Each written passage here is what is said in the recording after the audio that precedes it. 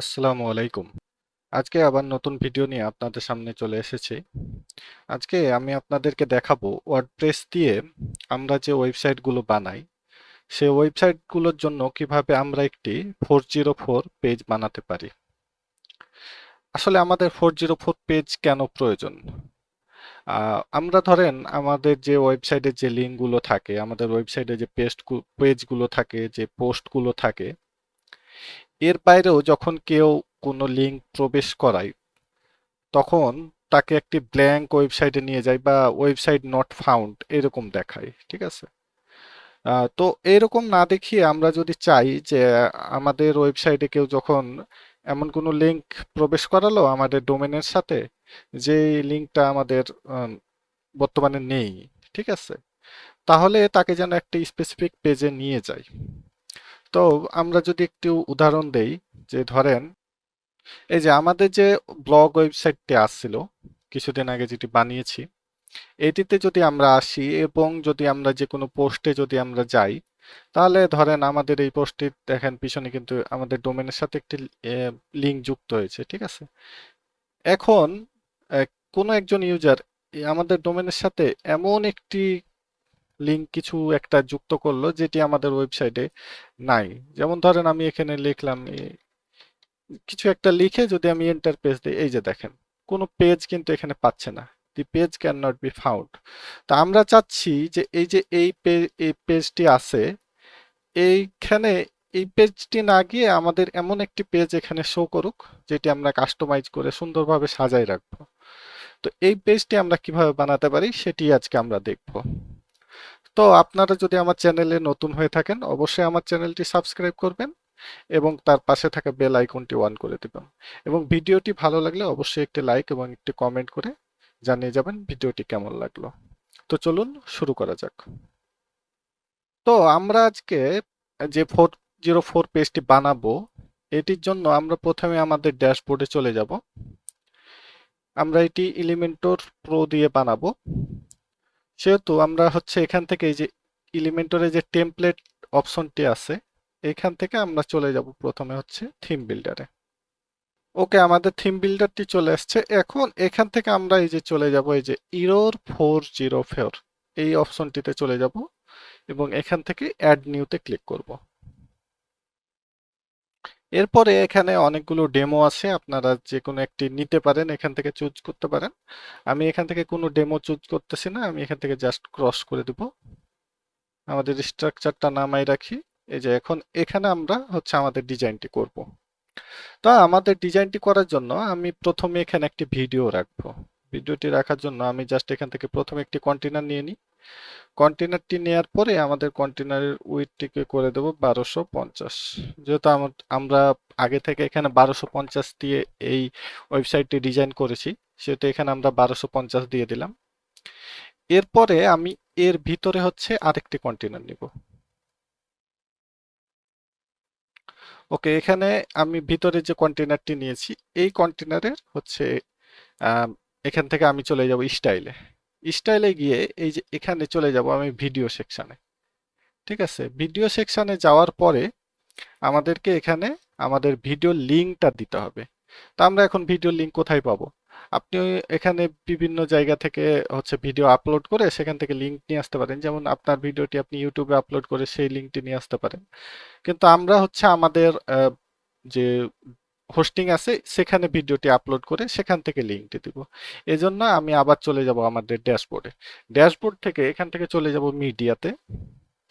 মিডিয়াতে যাওয়ার পরে আমরা এখান থেকে এই যে অ্যাড মিডিয়া ফাইলে ক্লিক করে এখান থেকে আমাদের ভিডিওটি প্রথমে এখানে আপলোড করে দেব।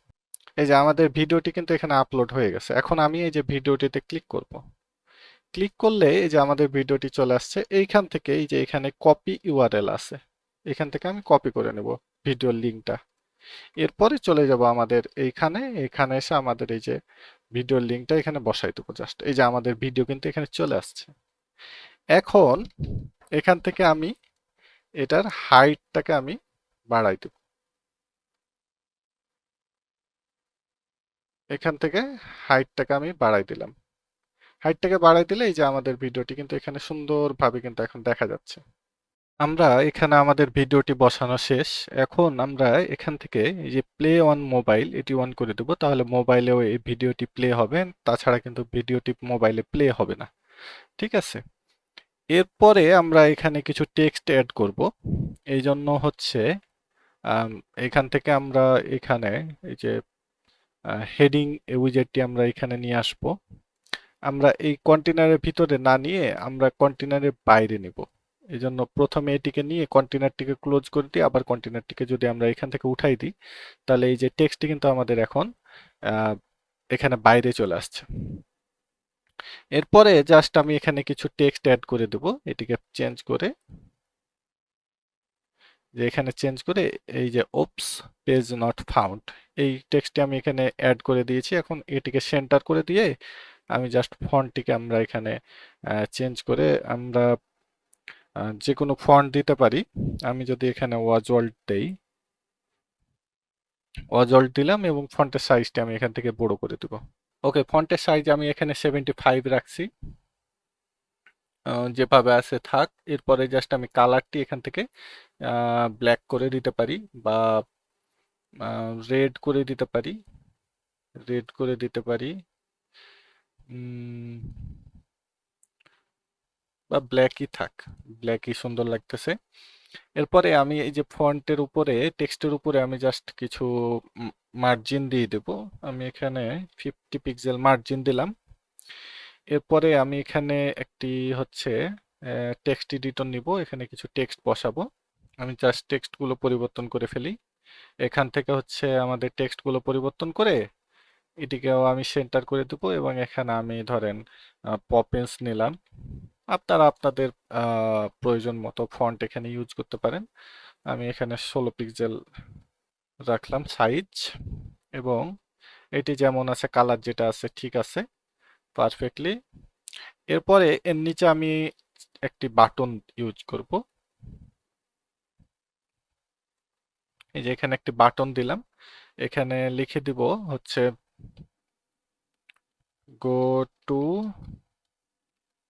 হোম পেজ, লিখে দিলাম গো টু হোম পেজ।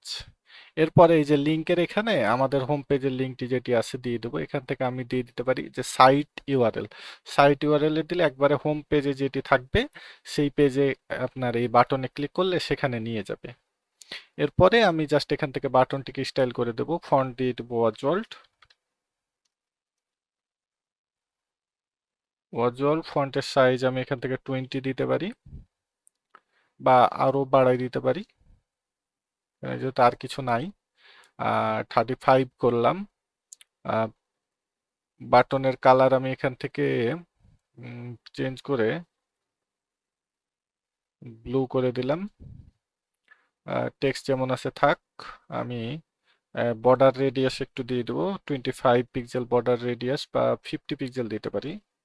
দেখে আমি 50 পিক্সেল বর্ডার রেডিয়াস দিলাম, এবং এখান থেকে উম, এই বাটনটিকে আমি সেন্টারে করে দেবো, মিডিলে করে দিলাম, এবং চাইতেছি যে এখানে একটি বাটনের শ্যাডো থাক। ঠিক আছে। এই জন্য আমি হচ্ছে এখান থেকে চলে যাবো এই যে বক্স শ্যাডো, এইটিকে অন করে দেবো।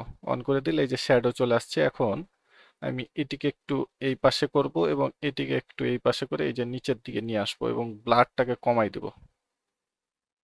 ঠিক আছে। ব্লারটাকে কমাই দিয়া জাস্ট এভাবে রাখবো, এবং হোভারে যাব। হোভারে গিয়ে আবার বর্ডার রেডিয়াসটাকে অন করব। তাহলে এই যে দেখেন আমার বর্ডার রেডিয়াসটা কিন্তু এখানে কাজ করতেছে, অ্যানিমেশন হচ্ছে। আমি ব্লারটাকে এখানে কমাই দিই। ওকে, আমার কিন্তু এখানে পারফেক্টলি কাজ হচ্ছে। ঠিক আছে। এই যে যখনই আমি হোভার করতেছি বর্ডার রেডিয়াসটা কিন্তু হারাই যাচ্ছে। ঠিক আছে।